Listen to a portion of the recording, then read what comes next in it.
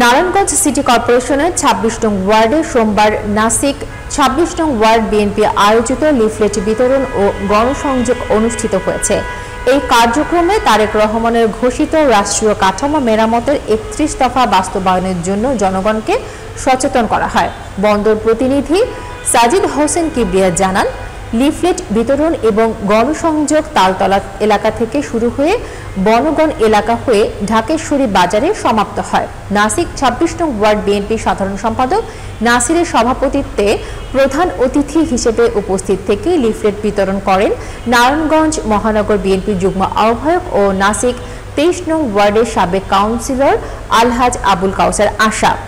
অনুষ্ঠানে নারায়ণগঞ্জ মহানগর বিএনপির আহ্বায়ক কমিটির সদস্য মোহাম্মদ আওলাদ হোসেন, ধামগড় ইউনিয়ন বিএনপির সাধারণ সম্পাদক মোহাম্মদ আমজাদ হোসেন, নাসিক ২৬ নং ওয়ার্ড বিএনপির সহ সাংগঠনিক সম্পাদক মোহাম্মদ মনোয়ার হোসেন, নাসিক ২৬ নং ওয়ার্ড বিএনপি নেতা মোহাম্মদ আব্দুল জলিল, মোহাম্মদ শাহ আলম, সালাউদ্দিন মোল্লা, রাকিব আহমেদ, মোহাম্মদ কাইয়ুম, বিএনপি নেতা আমির হামজা, মোহাম্মদ হোসেন আলী, মোহাম্মদ লিটন, মোহাম্মদ সজীব সহ আরও নাসিক ২৬ নং ওয়ার্ড বিএনপি এবং অঙ্গ সংগঠনের নেতাকর্মীরা উপস্থিত ছিলেন।